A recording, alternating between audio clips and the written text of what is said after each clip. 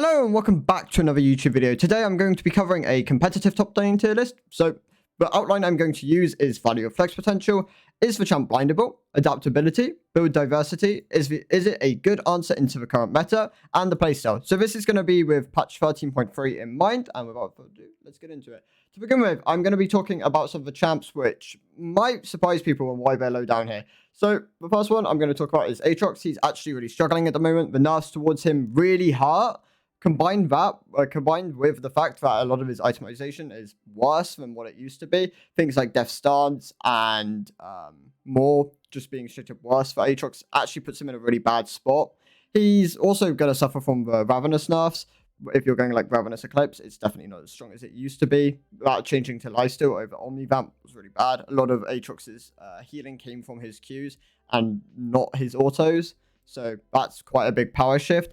Iceborne is probably his best mythic at the moment, which leads him to a more tankier variation, which I think is fine for Aatrox, but it's going to put him in a fairly low tier at the moment. Kennen might be another one which surprises people. I've actually put Kennen down here because I don't think he's positioned too well in the current meta. He actually gets nullified pretty easily by a lot of champions. Exhaust is also pretty bad for him, and most ADCs or supports usually run this summon as well. A lot also run Cleanse, which gives them escape potential. He doesn't do great into things like Jax. I mean, he can play the matchup, but it's not as easy as it used to be. And Jax is pretty strong at the moment, so he can usually overwhelm him. Things like Maokai, definitely a lot better in the jungle. Some of these champs which I put down here are mainly because of their ability to be flexed. Things like Sylas and Akali. Also things like Trundle has a lot of value if you're putting him in the top lane against an AD champ or a tank as a stat stick, or someone who just wants to split push and get an advantage through that. Quinn is someone who could be higher, but I don't think Quinn's going to be that great in pro play at the moment. But she's definitely a lot better in solo queue, but her itemization is very strong, so there is possibilities that she could be higher. Things like Kled are also really sleeper at the moment. Kled is an answer to Sylas in the mid lane, but for the most part, Kled, he's a lot more kill reliant, which makes him better in solo queue and not as strong in competitive. We're actually seeing some, well, I say we're seeing some where you see what's his name, Finn play Kled. It's more of a signature champion, and I'm not a huge fan of the fact that he went Stridebreaker. I definitely think Ravenous into Eclipse is Kled's best call, but there is possibilities that this champ has a place. Just we'll have to see more of it to really get an idea. A lot of the E tier struggle. A lot of these are really vulnerable to certain things, like being ganked a lot, or just have really bad things which counter the champion. Things like Wardens for Argol, or just Volibear not being that strong. Alistar and Shyvana are here mainly as a counter pick towards GP and Jax. Alistar being a Season 6 counter towards Jax and being changed in the next patch could give an angle, and Shyvana has a really nice time against GP and popping his barrels. Going into the C tip, Soraka is actually pretty good. I definitely think there is room for Soraka in pro play. We're just not going to see it. There's a lot of champ. If we're going to see any enchanters in the top lane, it's most likely going to be Karma. Karma should be seeing more play at the moment, but she just isn't really seeing on the patch where Radiant's good. I think Karma would be higher if this was 13.1, but because this is 13.3, where Radiant has been changed, it's actually going to be quite a big hit towards Karma. So not as strong as she used to be. Twitch and Samira, well, Twitch is more of is here as a roaming pick, same with Janna. And Samira and Draven are both here as kill heavy laners, which can counter certain matchups. Ryze, I think, is really good flex potential. I'd cover some of the other champions. Cassante is going to be a lot weaker next patch. I think Cassante is around A tier at the moment, but with the nerfs towards his Q and displacement abilities, it's actually going to hurt his ability to drag people under turret and just lock people out of fight. So I believe Cassante will actually fall quite a significant amount. Oud is really good at the moment, just better in the jungle. He has value and could be B tier in the top lane. I think there is definitely opportunities for him to be picked in pro. Same goes for Cho'Gath. I think Cho'Gath is actually better in pro at the moment. Heartsteel isn't a particularly greatly tuned item for pro. I think it's a lot weaker, which is why you'd have to go something like Sunfires into Radiant or Sunfires into Jaxo. That's probably his best call. Well, I reckon Sunfires into Iceborne realistically. And there is a lot of AD champs at the moment, so it can work. You can also go Abyssal on Cho'Gath. It does work. Sejuani wasn't as favored from the itemization. Sapphires being converted into a normal item was actually quite bad for her. She really liked it when it was an item she could go. Combined that and Iceborne were both really good previously, but since preseason, she's been really struggling to find a place. Her best mythic in the top lane is going to be Radiant Virtue, definitely. She can work. As it's more you more want to more likely you want to pick Sejuani as a jungler though. That's definitely where you want to focus on playing Sejuani. Malphite is not bad into a lot of AD heavy comps. Can work quite well. Things like Jax and Jace can beat these matchups. He also doesn't do too badly into Fiora and GP, but they can nullify him and they can also go ahead if they get early kills. Set is actually really good at the moment. We just saw Adam play a game of Set. It looked pretty decent. He did get put behind quite heavily, but this champ definitely has a place in solo queue, in competitive. We just haven't seen a lot of it at the moment, and it'll be good to see if this champ ever like. I reckon if Set was to receive a couple of buffs, we would start seeing a decent amount of him, and he would maybe push up into the A tier. Mordekaiser is a good answer to a couple of the top lane champs here. A lot of the tanks actually lose to Mordekaiser quite heavily. Things like Ornn, Sion, Shen do pretty badly. We're not really seeing many of these champs, and we don't really see Shen, but he is a good answer to them.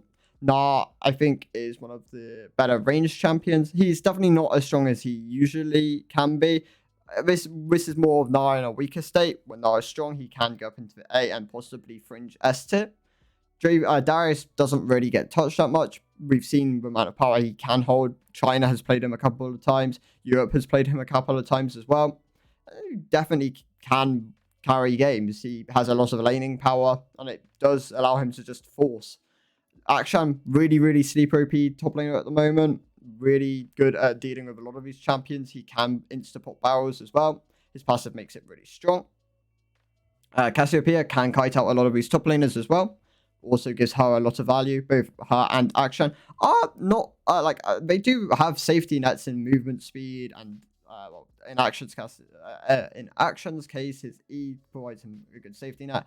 Cassie has W and Q movement speed, and her passive gives her additional movement speed. Gives her a pretty good safety net. Plus, she does just overwhelm a lot of these top laners.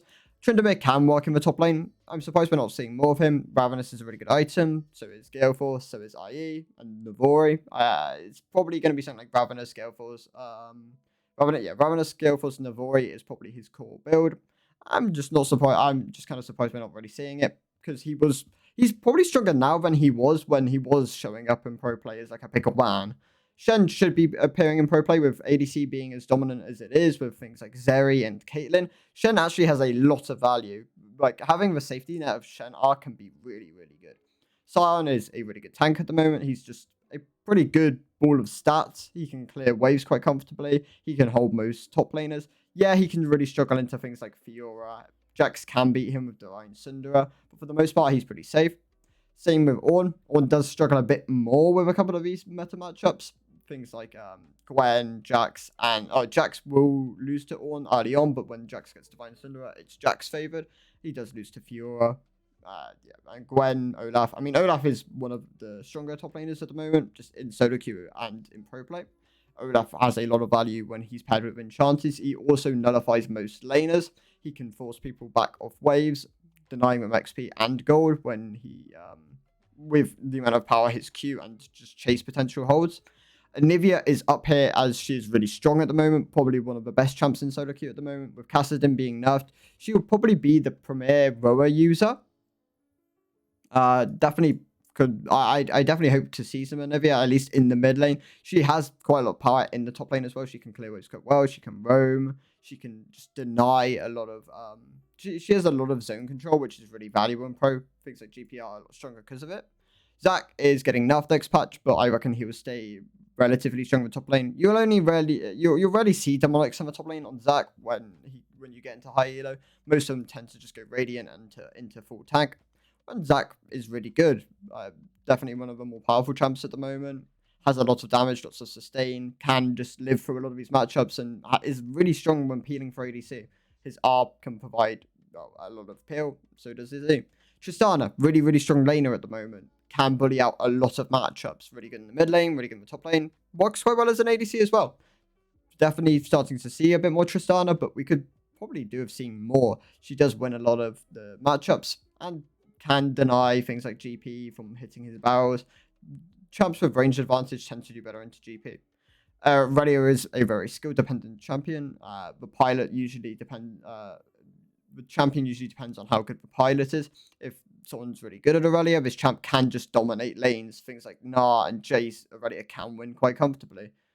Yeah, those are the two matchups she is known for playing into. I can, like, so many champions here. Camille is really good at the moment. She has a lot of power with Divine Cinder and Grasp, lots of sustain, can trade through laning phase, good scaling, has a lot of power when it comes down to picking people off. With champs like Varus and Caitlyn being really popular at the moment, she has a really good time picking these champs. And I'm really surprised we're also not seeing that much Camille. Gragas is a good neutralizer. Also, his displacement allows him to do a lot of things for his ADC, gives him a lot of value. He can be behind and still have a lot of value. He can be ahead and do a lot of damage. This champ is pretty good at nullifying and just overall a fairly solid pick. Jace, really high skill dependent champ as well. Jace has a lot of value at the moment. Good flex in mid lane as well. We're starting to see Jace being picked mainly as a mid laner, which is surprising, but definitely good to see. Jace is actually a really good mid laner, probably a better mid laner than top laner. Olaf, yeah, I talked about Olaf, really strong at the moment.